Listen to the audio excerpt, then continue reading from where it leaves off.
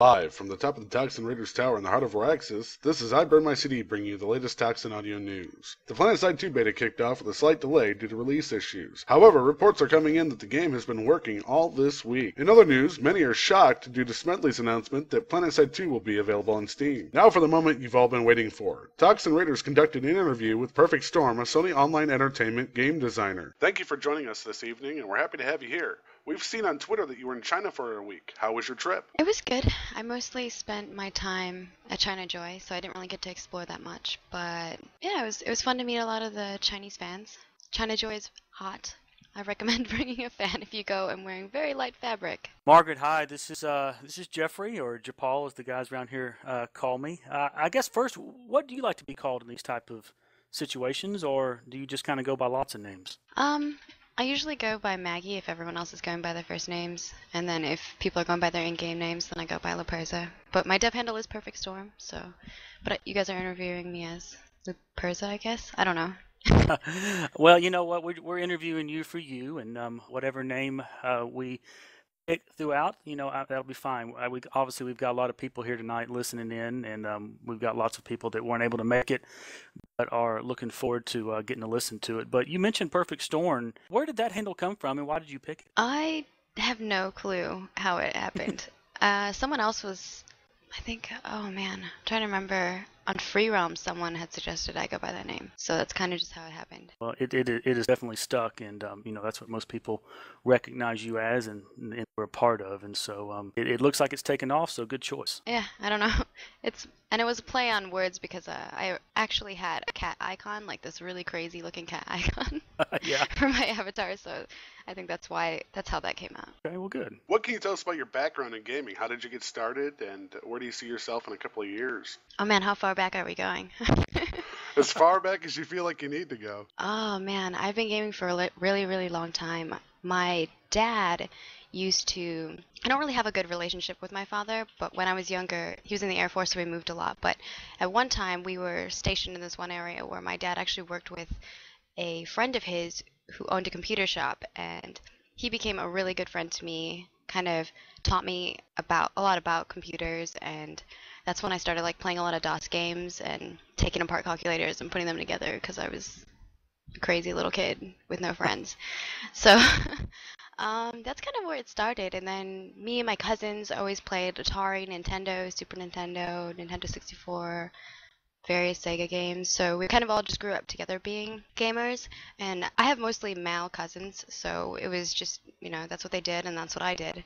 And we never really thought anything of it.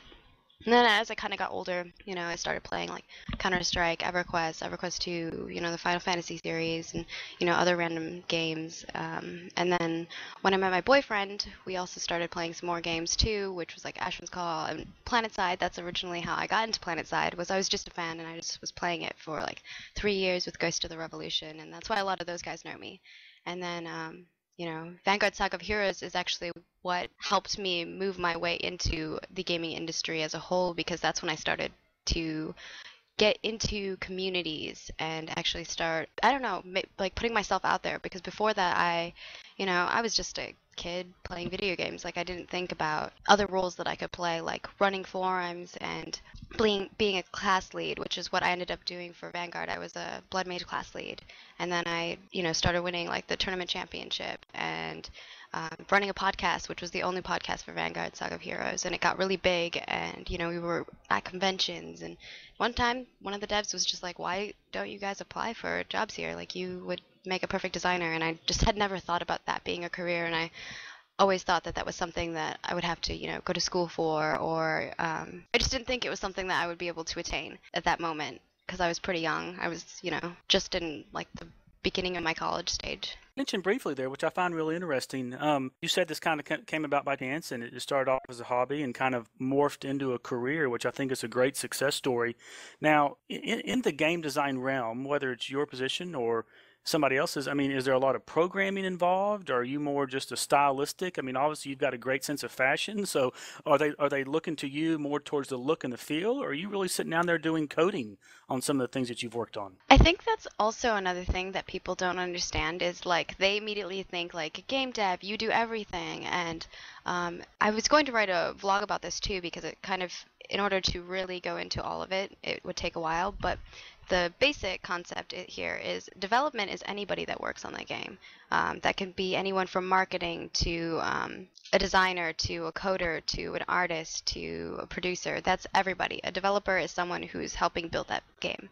And then, as I was saying, there's smaller groups and categories underneath that. As far as designers go, there are many types of designers, like mechanical designers, level designers, content designers, and mechanical designers. Sometimes they call them systems designers, depending on the team you're on. But right now, I'm currently doing systems design. I was originally a content designer, so I mean that depends. But designers don't usually do any programming. Those are programmers who do programming. They code things. They do all of that. And then the artists are the ones who actually make art. Designers do give direction, and I think that designers are the glue to everything.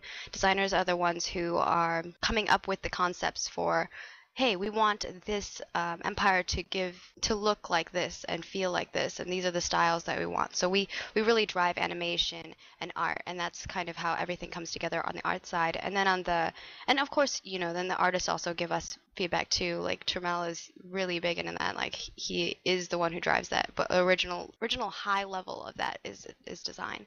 And then as far as code goes, a lot of that is we design a system and we say we need these functionalities. These are the user stories that we expect players to play through. And these are the basic concepts of design stories that we want to come to life. And then the coders figure out the best way to make that happen, costing us the least resources, and in order to make performance really good. So those are kind of how things all form together in a design madness as far as games go. Wow, it's just kind of a nice little behind-the-scenes peek for, it's just very interesting for a lot of us that are kind of ignorant on how these games come about that we all love.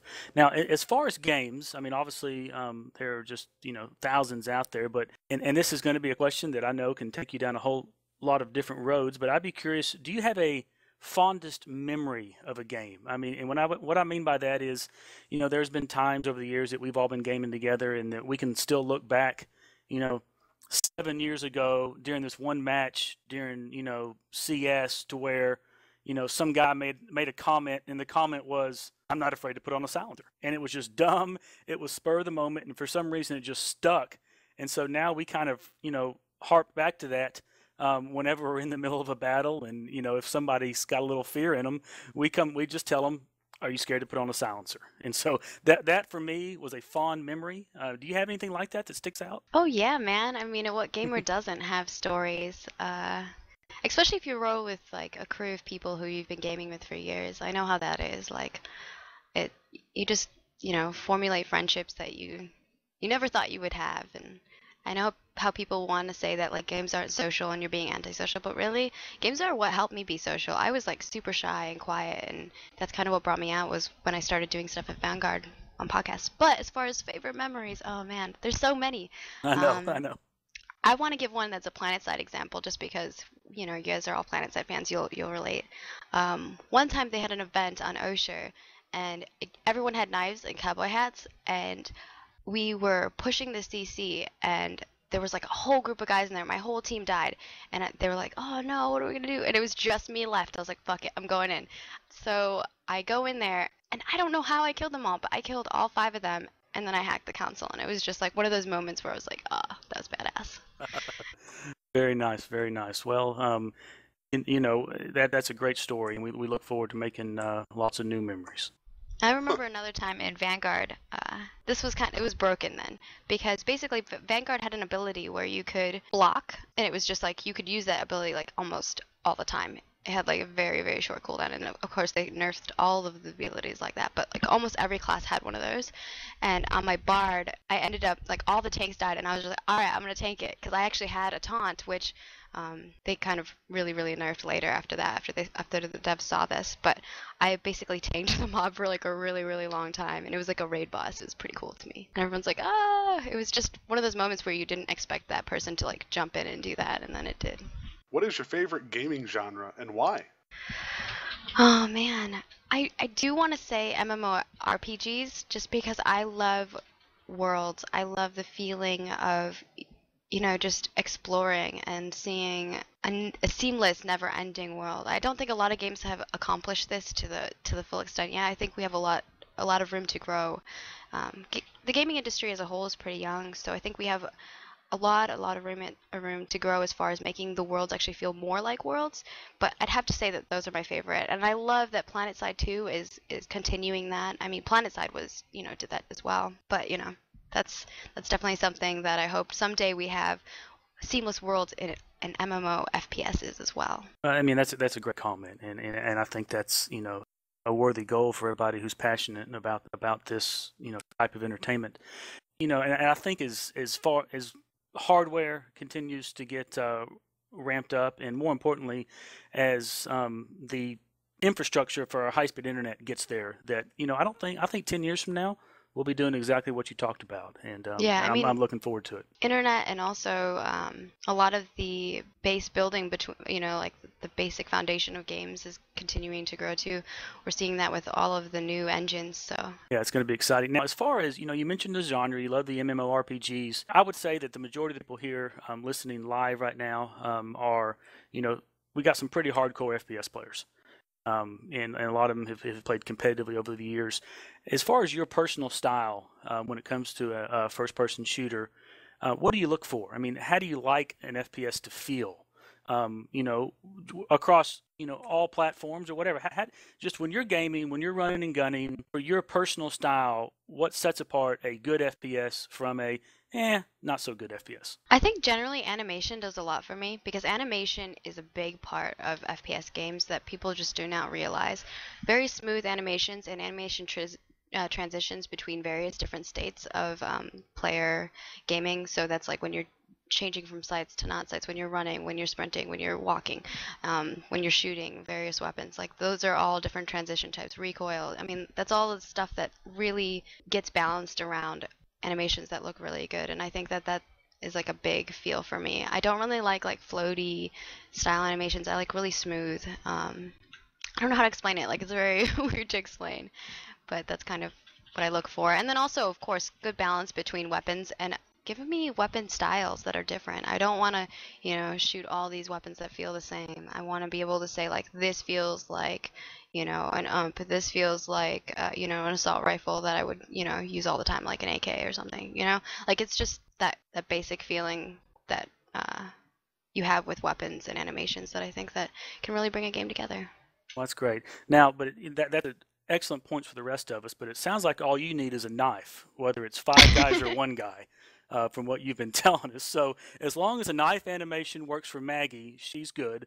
But the rest of us need all of that balance and Oh the man, recoil. it's time too. Like the more you play a game, like now I go back and Planetside is just a foreign place for me. Like I used to be really good. Now I'm just like I'm terrible when I play, because I know that I think I was rolling around with AT or something like that, and they were like doing little knife battles. I was like, man, I used to be good at this. What's going on?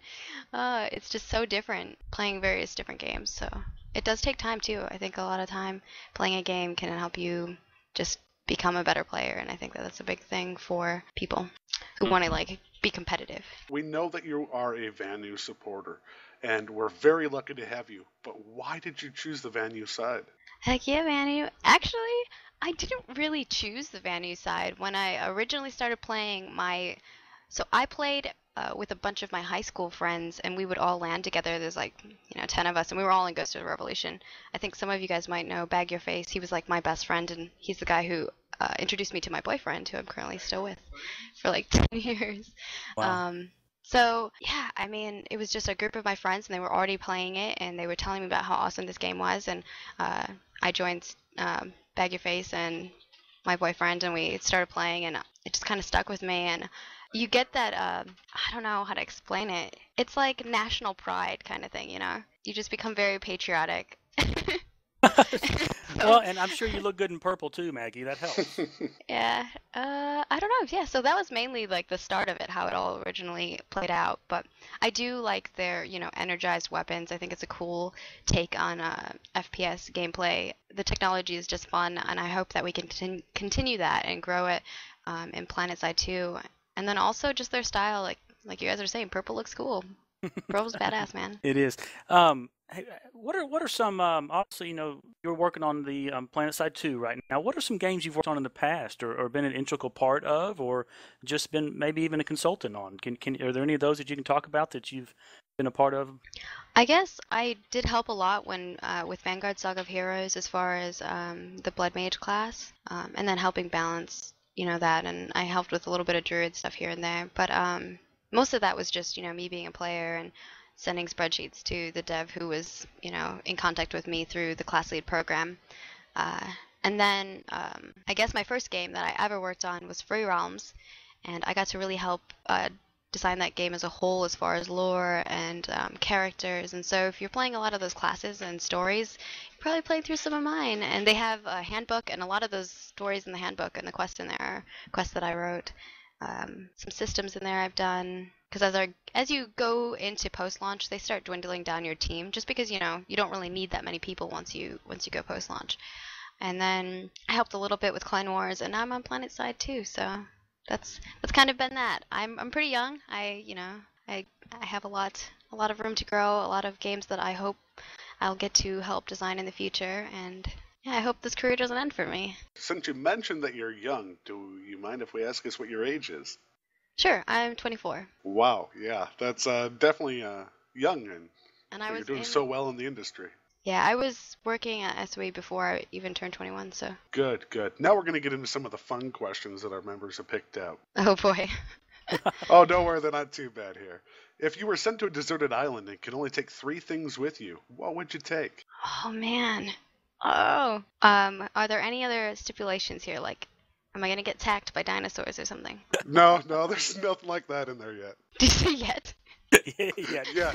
yeah. You've got to get the unlocks. Unless of course, you take some dinosaurs with you. Oh, dude, that'd be pretty awesome. I wonder if anyone's ever said that I'd take a dinosaur with me. I'm trying to think of what I would take with me. Oh man, you guys got me on the spot too. Well, we know you take a knife. I mean, I'm going to hark back to that. So we've got one down. I was actually thinking knife might be one of the things I would take with me, because knives are you can do so much with a knife. Like, you can stick that onto like a bamboo stick, and you could go fishing with that and make a spear out of it. You could build a house with that, raft to get off the island. Exactly. She's going all MacGyver on us. Yeah, I don't know.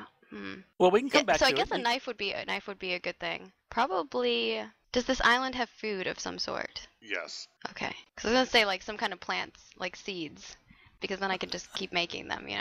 Maggie, you are such a game designer. I know. I'm like thinking you're looking survival. into it. Okay, are there high points on there? Are there trees? Can I plant stuff? Where the hidden stashes are. That's great. That's fun. Well, hey, kind of a next question, kind of similar to the one Bern just asked. Now, obviously, this isn't an option for you right now because I know you're so busy at work. But if you had a week off from work and you could not use any technological devices, what would you do for that week? Oh, this one's easy. Okay. I would go to a tropical island somewhere for vacation and drink copious amounts of alcohol. Right. And wear only a swimsuit. Well, that is a worthy goal, and I hope you get to do that here pretty soon, or at least get that week off from work that you're. I don't think I will. But dreams, we can dream. Are there any TV shows, books, sports, or anything like that you cannot do without? I'm not really like a huge movie TV person. Like, I watch them from time to time, but there's nothing that like I absolutely must watch. Other than I am pretty addicted to Doctor Who. But as far as comic books, this might be a little weird, but I really like Persepolis as a comic book. I read a lot of comics. I don't know what I'd pick, but probably that one. Sports, I love football, not American football. Football, the one where you actually use your feet. And volleyball. I was in varsity volleyball in high school, so. Well, now how tall are you? I'm not tall. I'm 5'2". So you were the one wearing the different colored shirt, setting everybody else up. Is that the right terminology? I did do setting, but I could do whatever. They used to call me, so I had a nickname, which was Fee the Frog. I don't know, because I could jump pretty high, so that was it. And then my book that my book series that I would actually want to bring with me is Dragonlance. I love Dragonlance. Like, I love the characters. That's such a good book. If you haven't ever read any of the Dragonlance books, I would highly recommend it. It's very RPG fantasy style, but it's just the characters are really well done. I love it. Well, Maggie, what about Game of Thrones?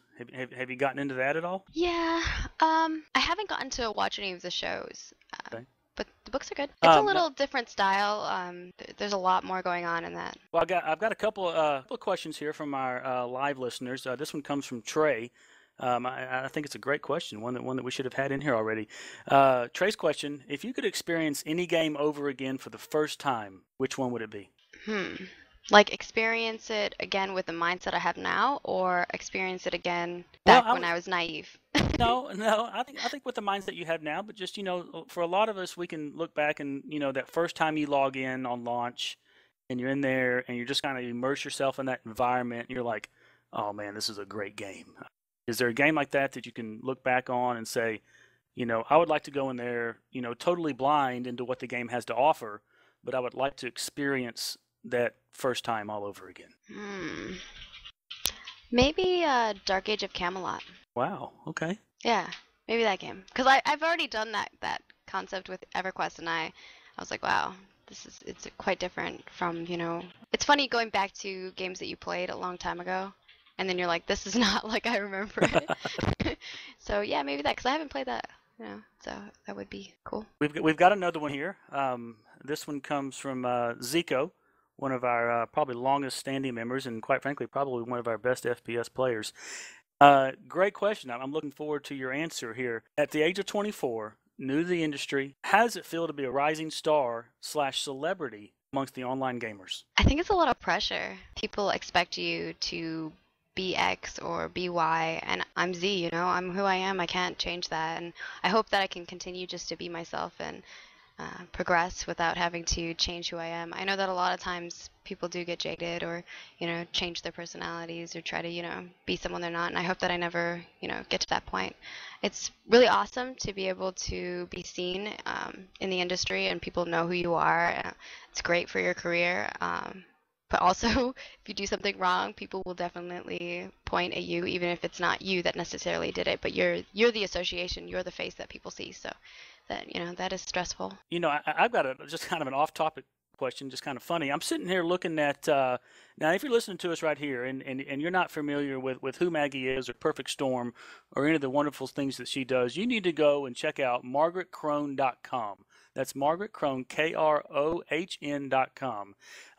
Maggie is just an avid podcaster. She's got live feeds. And Maggie, my kind of funny question here is I'm looking at your website right now, and I've noticed it looks like someone games with you in the background of that. And it looks like that person had dual monitors on July 5th. For some reason, on July 19th, he lost his second monitor. I'm wondering if you now have 3. No, I have 2 and he has 2. That's actually my boyfriend who sits behind me that you're always seeing. He had given me one of his monitors because one of my monitors died. Is he not merciful? He is. That's awesome. Great. Yeah, it was like midstream and like my monitor was dead and he like helped me out because I kind of actually do really need 2 monitors in order to do all the fancy stuff. Speaking of monitors and hardware, are you a fan of NVIDIA or ATI?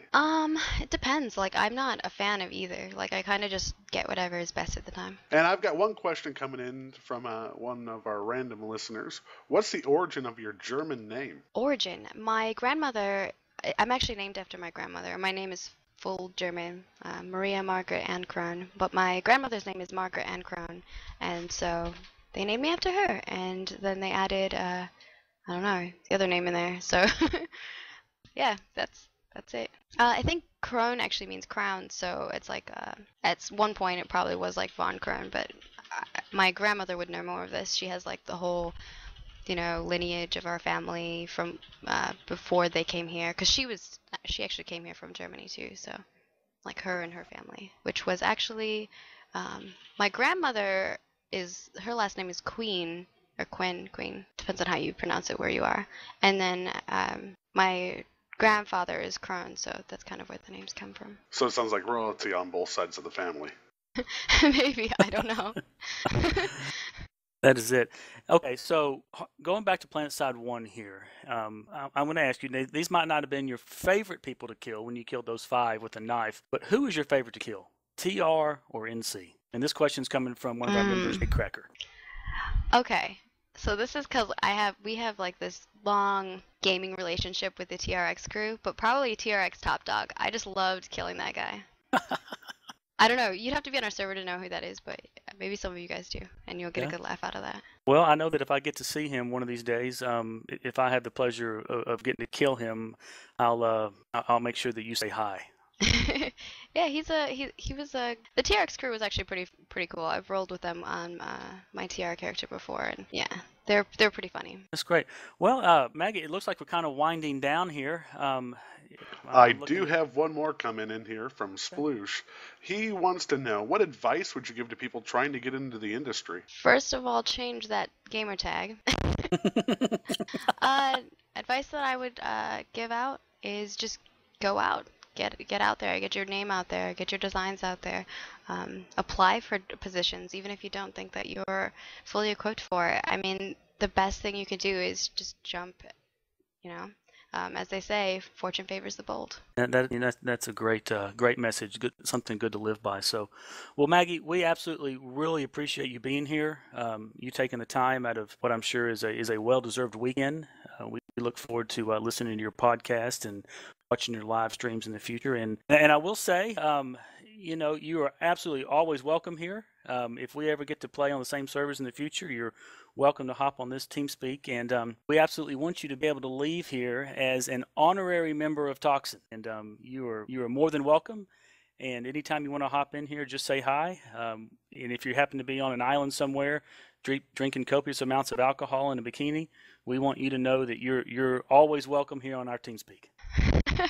All right. Great. Thank you. Thank you. Yeah, Thank thanks you for being having me here. Great questions. It was fun. Thank you very much. We definitely appreciate it. That's it for this episode of the Toxin Audio News. Join us next week for another audio podcast and a small discussion panel regarding what we expect from Planetside 2. And remember, as always, what happens in the Toxin Tower stays in the Toxin Tower.